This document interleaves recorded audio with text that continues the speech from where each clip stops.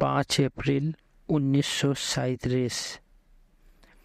একজন শান্তিমূর্তি অথচ দর্শনশাস্ত্রে পণ্ডিত তেলুগুভাষী ভদ্রলোক শ্রী ভগবানকে মনোলয় সম্বন্ধে জিজ্ঞাসা করলেন। শ্রী ভগবান বললেন যে সবই উপদেশ সারে লেখা আছে। একখান কি সেই বই ভদ্রলোকটির হাতে ছিল। ভক্ত: মন কি? মহারিষি: সেটা কি দেখো। ভক্ত: এটা সংকল্প বিকল্পাত্মক। মহারিষি: কার সংকল্প? ভক্ত: সংকল্পই মনের স্বভাব। মহারিষি: কিসের সংকল্প? ভক্ত: বাহ্য বিষয়ের। মহারিষি: ঠিক তাই। এটা কি তোমার স্বরূপ? ভক্ত: এটা মনের। মহারিষি: তোমার স্বরূপ কি? ভক্ত: শুদ্ধ চৈতন্য। মহারিষি: তবে আর সংকল্প ইত্যাদির জন্য দুশ্চিন্তা করছো কেন? ভক্ত: মনকে চঞ্চল ও অস্থির বলা হয়। মহারিষি: সেইখানেই বলা হয়েছে যে মনকে অন্তর্মুখীন করো আর আত্মায় নিবিষ্ট করো। এই অভ্যাস বহুদিন ধরে করতে হয়, কারণ মন অত্যন্ত ধীরে ধীরে বশীভূত হয়, আর যতদিন না একান্তভাবে আত্মায় নিবিষ্ট হয় ততদিন অভ্যাস করে যেতে হয়। ভক্ত: আমি তার জন্য প্রসাদ অর্থাৎ কৃপা প্রার্থনা করছি। মহারিষি: সেটা তোমার নিকট সর্বদাই আছে। তোমায় যা করতে হবে তা বহির্মুখী মনের সঙ্গে নিজেকে মিলিয়ে না ফেলে আত্মাতে থাকা, সেটাই প্রসাদ। ভদ্রলোকটি শ্রী ভগবানকে প্রণাম করে বিদায় নিলেন। একজন সন্ন্যাসী স্বামী লোকেশানন্দ শ্রী ভগবানকে জিজ্ঞাসা করলেন, জীবন মুক্তের কি প্রারব্ধ থাকে? মহারিষি: প্রশ্নকর্তা কে? কোথা থেকে প্রশ্ন হয়? একজন জীবনমুক্ত কি জিজ্ঞাসা করছে? ভক্ত: না, আমি এখন মুক্ত হইনি। মহারিষি: তবে জীবনমুক্ত নিজেই জিজ্ঞাসা করুক। ভক্ত: সংশয়টা আবার।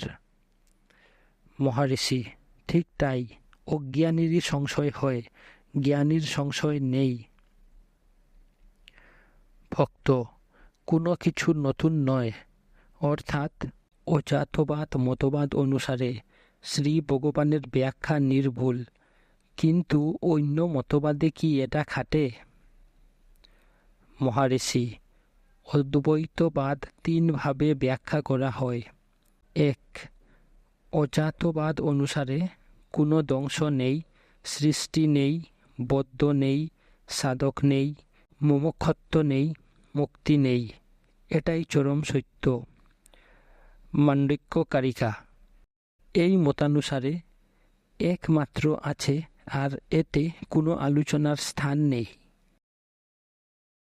2. দৃষ্টি সৃষ্টিবাদ যুগপৎ সৃষ্টি। এটি এরূপে ব্যাখ্যা করা হয়। দুজন বন্ধু পাশাপাশি ঘুমাচ্ছে। একজন স্বপ্ন দেখলে যে সে তার বন্ধুকে নিয়ে বারাণসী গেল আর ফিরে এলো। সে তার বন্ধুকে বললে যে তারা বারাণসী গিয়েছিল। বন্ধুটি অস্বীকার করলে কথাটা একজনের দিক থেকে সত্য, কিন্তু অপরজনের পক্ষে মিথ্যা। 3. সৃষ্টি দৃষ্টিবাদ স্পষ্ট, অর্থাৎ ক্রমসৃষ্টি ও তার জ্ঞান। কর্মকে প্রারব্ধ, আগামী ও সঞ্চিত ইত্যাদি পূর্বকর্মরূপে মেনে নেওয়া হয়। এর জন্য কর্তৃত্ব ও কর্তা আছে। কর্ম শরীরের জন্য হতে পারে না, কারণ এটা জড়। যতক্ষণ দেহাত্মা বুদ্ধি আছে ততক্ষণ শরীরটা আছে। দেহাত্মা বুদ্ধি অতিক্রম করে গেলে একজন জ্ঞানী হয়। এই বুদ্ধির অভাবে সেখানে কোনো কর্তৃত্ব বা কর্তা নেই। সুতরাং জ্ঞানীর কোনো কর্ম নেই, তার এই অনুভূতি, নতুবা তিনি জ্ঞানী নন। যা হোক, একজন অজ্ঞানী জ্ঞানীকে তার শরীর বলে ভুল করে, কিন্তু জ্ঞানী সেটা করেন না। জ্ঞানীর শরীরটা ক্রিয়াপর হওয়ায় একজন অজ্ঞানী দেখে তিনি কাজ করেছেন, সেজন্য জ্ঞানী প্রারব্ধের অধীন কিনা জিজ্ঞাসা করে। শাস্ত্র বলে জ্ঞানী অগ্নি যা সকল কর্ম অর্থাৎ সর্বকর্মাণি ভস্মীভূত করে। সর্ব শব্দ দুভাবে ব্যাখ্যা করা হয়, এক প্রারব্ধ সহিত এবং দুই প্রারব্ধ ব্যতীত। প্রথম ক্ষেত্রে যদি একজনের 3টি স্ত্রী থাকে, সে মারা গেলে প্রশ্ন হয়, দুজনকে বিধবা বলা হবে আর তৃতীয় জনকে কি তা বলা হবে না? সবাই বিধবা হয়। সেরূপ প্রারব্ধ আগামী ও সঞ্চিত কর্ম। যখন কোনো কর্তা নেই, তখন 3টির কোনোটি থাকতে পারে না। দ্বিতীয় ব্যাখ্যা কেবল জিজ্ঞাসুকে সন্তুষ্ট করার জন্য। বলা হয়, সব কর্ম ভস্মীভূত হয় কেবল প্রারব্ধ ছাড়া, অর্থাৎ শরীর যা করার জন্য জন্মাচ্ছে তা করে যেতে থাকে, এটাই প্রারব্ধ। কিন্তু জ্ঞানীর দৃষ্টিকোণ থেকে কেবল আত্মাই আছে, যা বিভিন্নভাবে প্রকাশ পাচ্ছে। আত্মা ছাড়া শরীরও নেই, কর্মও নেই, সুতরাং কর্ম তাকে বিচলিত করে না। ভক্ত: জ্ঞানীর কি দেহাত্মা বুদ্ধি নেই? উদাহরণস্বরূপ, যদি শ্রী ভগবানকে কোনো কিছুতে কামড়ায়, তার কি কোনো যন্ত্রণাবোধ হয় না? মহারিষি: বোধ আছে, দেহাত্মা বুদ্ধিও আছে। শেষেরটি জ্ঞানী ও অজ্ঞানীর সমান, কিন্তু একটু পার্থক্য আছে। অজ্ঞানী দেহটাই আমি অর্থাৎ দেহৈব আত্মা ভাবে। অপরপক্ষে জ্ঞানী জানে যে সবই আত্মার অর্থাৎ আত্মময়ম সর্বম, বা সবই ব্রহ্ম অর্থাৎ সর্বং খলিপ্তং ব্রহ্ম। যদি বেতা থাকে থাকুক, এটাও আত্মার অংশ, আত্মা পূর্ণ। এখন জ্ঞানীর কাজ সম্বন্ধে, এগুলো তথাকথিত কারণ, এগুলো নিষ্ফল। সাধারণত কাজগুলো একজনের সংস্কারে পরিণত হয়। যতক্ষণ মন সক্রিয়, ততক্ষণই এটা সম্ভব, যেমন অজ্ঞানীর ক্ষেত্রে। জ্ঞানীর মন আছে বলে ধরে নেওয়া হয়, কিন্তু তিনি নিজে মনের অতীত। তার কাজ করা দেখে মনে হয় যে মন আছে, কিন্তু তার মন অজ্ঞানীর মতো ফলপ্রসূ নয়। সে কারণে বলা হয় যে জ্ঞানীর মন ব্রহ্ম। ব্রহ্ম জ্ঞানীর মন ছাড়া আর কিছু নয়। সেই ভূমিতে বাসনা ফলপ্রদ হয় না। তার মন বন্ধ্যা, বাসনা ইত্যাদি শূন্য। যা হোক, যেহেতু তার ক্ষেত্রে প্রারব্ধ মেনে নেওয়া হয়েছে, সেজন্য বাসনাও আছে বলতে হবে। যদি থাকে তবে সেটা কেবল ভোগ হেতু। অর্থাৎ বলা হয়, কর্ম দুপ্রকার ফল দেয়, একটাতে কেবলমাত্র তাদের ফলের আন্দাজ ভোগ হয়, অন্যটাতে মনের উপর সংস্কার রূপ ছাপ রেখে যায়, যার ফলে জন্মান্তর হয়। জ্ঞানীর মন বন্ধ্যা হওয়ায় কোনো কর্মবীজ থাকে না। তার বাসনা কেবল ভোগ হেতু কর্ম হয়ে ক্ষয় হয়ে যায়। বাস্তবিক পক্ষে তার কর্ম কেবল অজ্ঞানীর পক্ষ থেকে দেখা যায়। তিনি সর্বদা নৈষ্কর্মে থাকেন। তিনি শরীরটাকেও আত্মার অতিরিক্ত মনে করেন না। তার বন্ধন বা মুক্তি কি করে হতে পারে? তিনি এ দুটির অতীত। তিনি এক ক্ষণেও কর্মের দ্বারা বদ্ধ নন, কিংবা কোনো সময়েও হন না। তার পক্ষে জীবন মুক্তি বা বিদেহ মুক্তি কিছুই নেই। ভক্ত: এই সব থেকে মনে হয় যিনি সকল বাসনা ভস্মীভূত করেছেন তিনি শ্রেষ্ঠ, আর স্থাণু বা শিলার মতো নিষ্ক্রিয় থাকবেন। মহারিষি: না, এরূপ যে হতে হবে তার কোনো বাধ্যবাধকতা নেই। বাসনা তাকে বিচলিত করে না। স্থাণু কিংবা শিলার মতো হওয়ায় কি একটা বাসনা নয়? এটা সহজ অবস্থা। বাসনা সম্বন্ধে আলোচনা হতে লাগল। শ্রী ভগবান বললেন যে সুবাসনা ও কুবাসনা সহগামী, একটি অন্যকে ছেড়ে থাকে না। হয়তো একটির প্রাধান্য হয়, সুবাসনার অনুশীলন করতে হয়, আর জ্ঞান হলে এটাও নষ্ট হয়ে যায়। একজন প্রতিভাধর যুবকের কথা উঠল। শ্রী ভগবান মন্তব্য করলেন যে তার পূর্বজন্মের সংস্কার খুবই প্রবল। ভক্ত: বিখ্যাত মহাত্মাদের রচনা স্মরণ করার শক্তির প্রকাশ কি করে হলো? এটাও কি কেবল বীজাকার বাসনা? মহারিষি: হ্যাঁ, সংস্কার পূর্বলব্ধ জ্ঞান, আর সেটা জমা থাকে। অনুকূল পরিবেশে প্রকাশ হয়।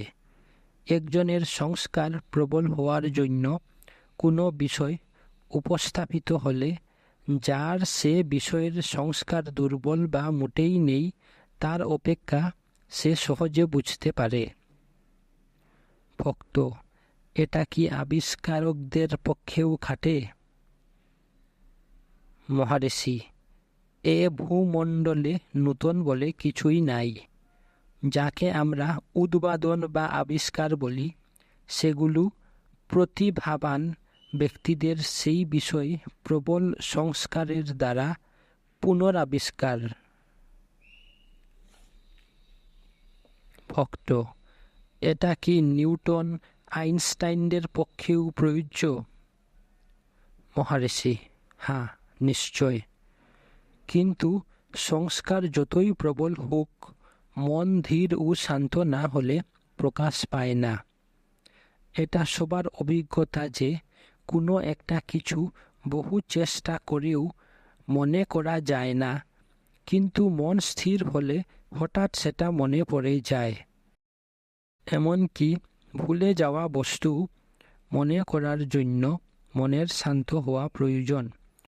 তথাকথিত প্রতিভাধর ব্যক্তিরা পূর্বজন্মে বহু চেষ্টায় জ্ঞান লাভ করে সংস্কার রূপে জমা করে রেখেছে।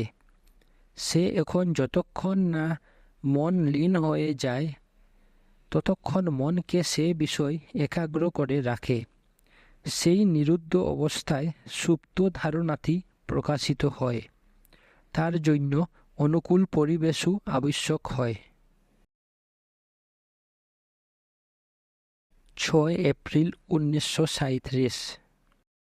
একজন আন্ধ্র ভদ্রলোক শ্রী বেঙ্কট রাওকে কোথায় কোথায় শ্রী ভগবান বললেন, জ্ঞান লাভ না হলে তুমি জ্ঞানীর অবস্থা বুঝতে পারবে না। ঈশ্বর বা এদের কর্ম সম্বন্ধে জিজ্ঞাসাবাদ করে কোনো ফল নেই। অনেকে জিজ্ঞাসা করে যে শিব কেন নগ্ন হয়ে দারুক বনে গেলেন ও ঋষিপত্নীদের সতীত্ব নষ্ট করলেন। যে পুরাণ এ কথা বলে সেই আবার বলে যে শিব সমুদ্র মন্থনের সময়ে হলাহল পান করে দেবতাদের ও সৃষ্টি রক্ষা করেছিলেন। যিনি হলাহল পান করে জগৎ রক্ষা করতে পারেন, ঋষিদের মুক্তি দিতে পারেন, তিনি নগ্ন হয়ে তাদের স্ত্রীদের সামনে বিচরণ করেছিলেন। এদের কাজ সাধারণ বুদ্ধির অগম্য। ঈশ্বর বা জ্ঞানীকে বুঝতে হলে একজনের জ্ঞানী হওয়া চাই। ভক্ত: আমরা কি জ্ঞানীর আচার ব্যবহার জেনে সেগুলো অনুসরণ করব না? মহারিষি: কোনো লাভ নেই। বাসনা 4 প্রকার। 1. বিশুদ্ধ অর্থাৎ শুদ্ধ। 2 অশুদ্ধ অর্থাৎ মলিন।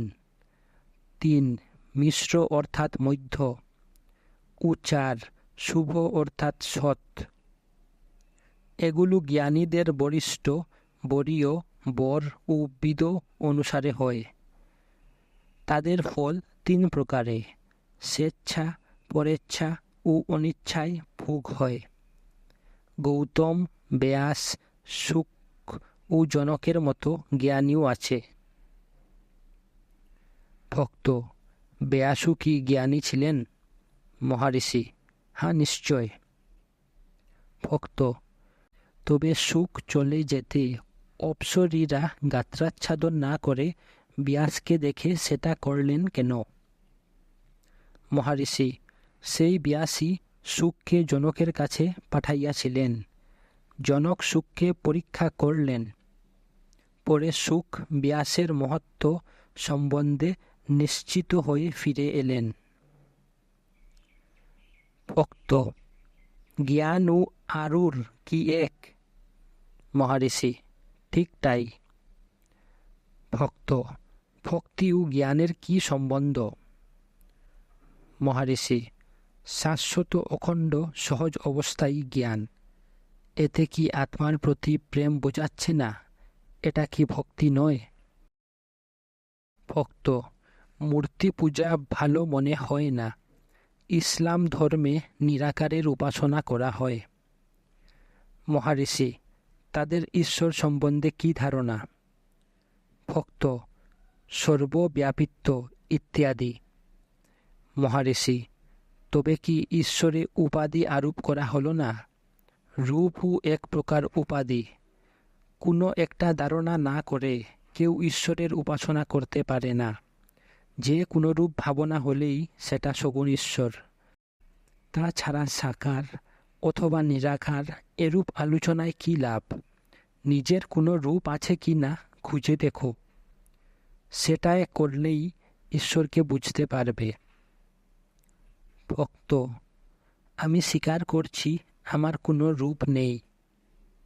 মহারিষি: বেশ, সুষুপ্তিতে তোমার কোনো আকার নেই, কিন্তু জাগ্রত অবস্থায় তুমি নিজেকে একটা আকার বলে নির্ধারণ করছো। দেখো কোনটা তোমার প্রকৃত অবস্থা। আধার যে নেই সেটা অনুসন্ধান করলে জানা যায়। তুমি যদি তোমার জ্ঞানের দ্বারা নিজেকে নিরাকার বলে বুঝতে পারো, অন্তত সেটুকু জ্ঞানও ঈশ্বরের আছে বলে কি স্বীকার করবে না আর তাকে নিরাকার বলে বুঝবে না? ভক্ত: কিন্তু ঈশ্বরের সৃষ্টি জগৎ রয়েছে।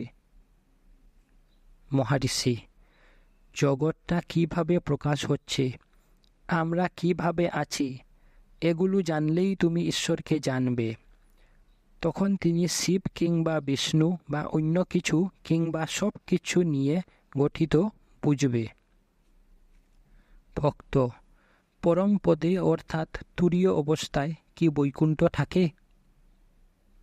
মহারিষি: তোমার অন্তরে ছাড়া পরম পদ বা বৈকুণ্ঠ কোথায়?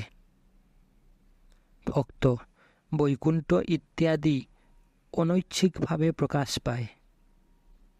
মহারিষি: জগৎ কি সতই প্রকাশ পায়? প্রশ্নকর্তা কোনো উত্তর দিলেন না। মহারিষি: স্বতঃসিদ্ধ আমি আত্মাকে ভুলে অনাত্মাকে খুঁজে বেড়াচ্ছ, কি আশ্চর্য! ভক্ত: এটা সংখ্যা যুগ। সমস্ত যুগের চরম হওয়ায় সর্বপ্রথমে একে কি করে বোঝা যাবে? ভক্তি কি এর পূর্ববর্তী নয়? মহারিষি: শ্রীকৃষ্ণ কি সংখ্যা যুগ দিয়ে গীতা শুরু করেননি? ভক্ত: হ্যাঁ, এবার বুঝেছি। ভক্ত: শ্রীরামকৃষ্ণের জীবনীতে বলা হয়েছে যে রামলালা মূর্তি জীবন্ত ছিল, এটা কি সত্য? মহারিষি: তুমি এই দেহটার সজীব হওয়ার কারণ বলতে পারো? সেই মূর্তি সজীব হওয়া কি এই দেহটার জীবন্ত হওয়ার থেকে বেশি রহস্যময়? ভক্ত: ধাতুর নিজস্ব কোনো বিচলন নেই। মহারিষি, শরীরটা কি একটা সব নয়? তুমি বোধ হয় একটা মৃতদেহ নড়ে উঠলে রহস্যপূর্ণ মনে করবে, তাই তো? 3 জন লোক অল্প সময়ের জন্য দর্শনার্থে এলো। তার মধ্যে বয়োজ্যেষ্ঠ জিজ্ঞাসা করলে, উপনিষদে সৃষ্টি একভাবে আবার পুরাণে অন্যভাবে বর্ণনা করা হয়েছে, এর মধ্যে কোনটা ঠিক? মহারিষি, অনেকভাবে আছে, আর এগুলো কেবল সৃষ্টির যে একটা কারণ আছে এবং একজন সৃষ্টিকর্তাকে যে মেনে নিতে হবে দেখাবার জন্য করা হয়েছে, যার ফলে কারণ সম্বন্ধে অনুসন্ধান হবে। গুরুত্বটা প্রকল্পের উদ্দেশ্য সম্বন্ধে, সৃষ্টির প্রক্রিয়া সম্বন্ধে নয়। অধিকন্তু সৃষ্টি একজন কেউ দেখছে, বিষয় ছাড়া বিষয় নেই। অর্থাৎ বিষয় কিছু এসে বলে না যে তারা আছে, কিন্তু তুমি বলো যে এই বিষয়গুলো আছে। এতএব বিষয়গুলো যে দেখি তার অনুভূতির অনুরূপ, সেগুলোর কোনো দ্রষ্টা নিরপেক্ষ অস্তিত্ব নেই। খুঁজে দেখো তুমি কে, তবেই সৃষ্টি কি বুঝতে পারবে। এটাই সৃষ্টি প্রকল্পের উদ্দেশ্য। ভক্ত, জীবাত্মা অতি ক্ষুদ্র, অপরপক্ষে সৃষ্টি বিশাল। আমরা এ সম্বন্ধে কি করে বুঝব? মহারিষি, সেই ক্ষুদ্র অণুই বিশাল সৃষ্টির কথা বলছে, অসঙ্গতি কোথায়? পরে শ্রী ভগবান বলে চললেন, শাস্ত্রীয়, বৈজ্ঞানিক ইত্যাদি অনেক প্রকার প্রকল্প আছে। তারা কি কেউ শেষ কথা বলতে পেরেছে? তারা পারে না। ব্রহ্মকে সূক্ষ্মতম হতে সূক্ষ্ম, মহত্তম হতে মহৎ বলা হয়। অণু একটি পরমাণু, অতি ক্ষুদ্র, এটি সূক্ষ্মবোধে শেষ হয়।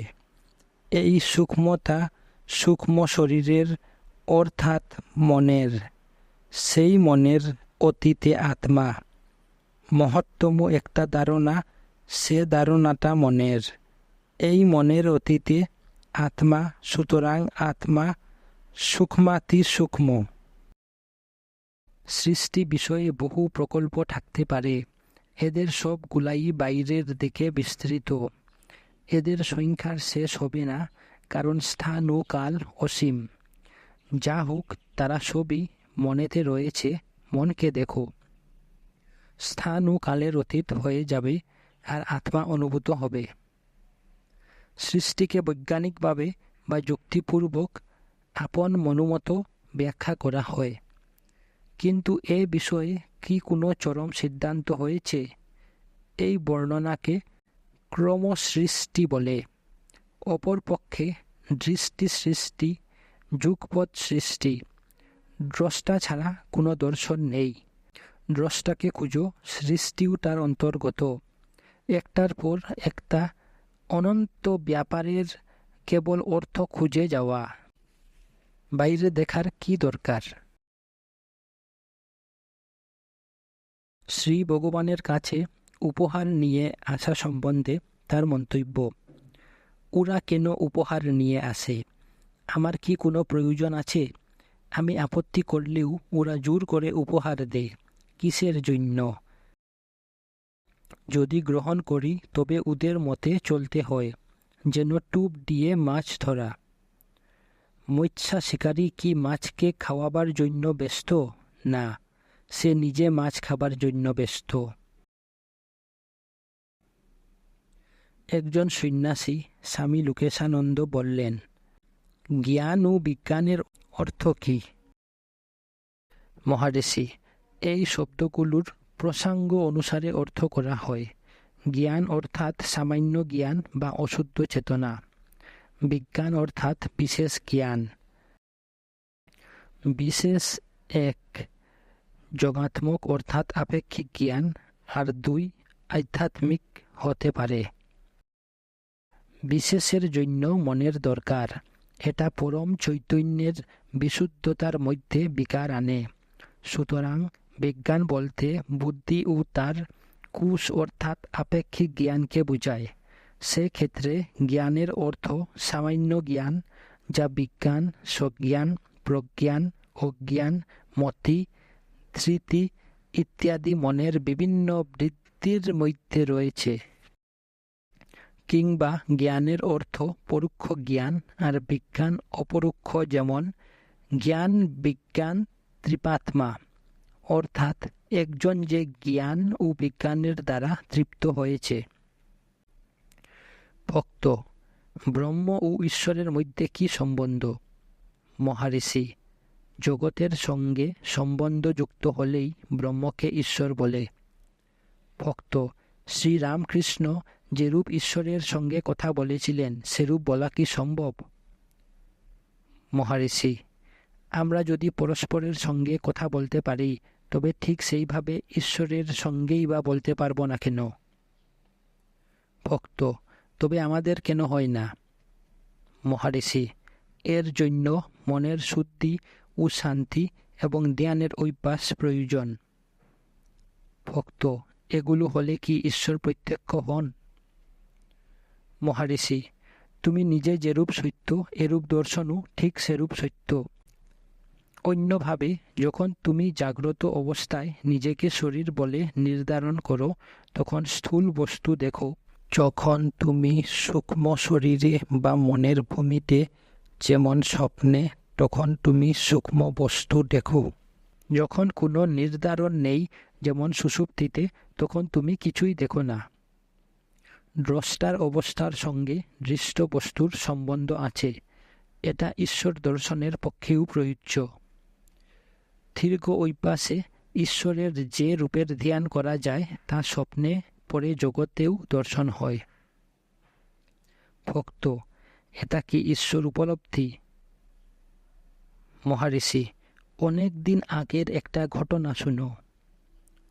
নামদেব নামে একজন মহাত্মা ছিল। আমরা যেমন পরস্পরের সঙ্গে ব্যবহার করি, সেও তেমনি ভিটুবাকে দেখত, কথা বলতো আর তার সঙ্গে খেলা করত। সে প্রায় সমস্ত সময়ে মন্দিরে ভিটুবার সঙ্গে খেলা করে কাটাত। কোনো এক অবসরে সব মহাত্মারা একত্র হলেন। তার মধ্যে স্বনামধন্য বিখ্যাত জ্ঞানদেবও ছিলেন। জ্ঞানদেব গোরা কুম্ভারকে, অর্থাৎ একজন কুম্ভকার মহাত্মাকে বললেন যে, সে যেমনভাবে তার হাঁড়িগুলো পাকা কি না পরীক্ষা করে, সেইভাবে এই সমবেত মহাত্মারা পাকা কি না পরীক্ষা করে দেখুক। সে অনুসারে গোরা কুম্ভার তার লাঠি নিয়ে পরিহাস ছলে যেন পরীক্ষা করছে, এভাবে সকলের মাথায় ধীরে ধীরে এক এক ঘা দিয়ে পরীক্ষা করলে। যখন সে নামদেবের কাছে এলো, সে অর্থাৎ নামদেব ক্রুদ্ধ হয়ে আপত্তি করলে। সবাই হেসে উঠল আর পরিহাস করতে লাগল। নামদেব আরও ক্রুদ্ধ হয়ে মন্দিরে বিঠোবার কাছে গেল। বিঠোবা বললে যে মহাত্মারা কি করণীয় জানেন। তাতে নামদেব আরও রেগে গেল। সে বললে, তুমি ঈশ্বর, আমি তোমার সঙ্গে কথা বলি আর খেলা করি, এর থেকে মানুষের আর বেশি কি পাওয়ার আছে? বিঠোবা তবেও বললে, মহাত্মারা জানেন। নামদেব বললে, তোমার থেকে আরও অধিক কি সত্য আছে আমায় বলো। বিঠোবা বললে, আমরা এত বেশি ঘনিষ্ঠ যে আমি বললে তোমার উপর তার প্রভাব হবে না। বনের মধ্যে ভিক্ষু মহাত্মার কাছে যাও আর সত্যকে জানো। বিঠোবার কথানুসারে নামদেব বনে সেই সাধুকে খুঁজে বার করলে, কিন্তু তাকে উলঙ্গ ও পরিচ্ছন্ন ও মাটিতে শুয়ে শিবলিঙ্গের উপর তার পা রাখা দেখে তার মহত্ব সম্বন্ধে নামদেবের বিশ্বাস হলো না। সে ভাবতে লাগলো, এ কি করে সাধু হয়? অন্য পক্ষে সাধু কিন্তু তাকে দেখে হাসলেন আর জিজ্ঞাসা করলেন, বিঠোবা তোমায় পাঠিয়েছে?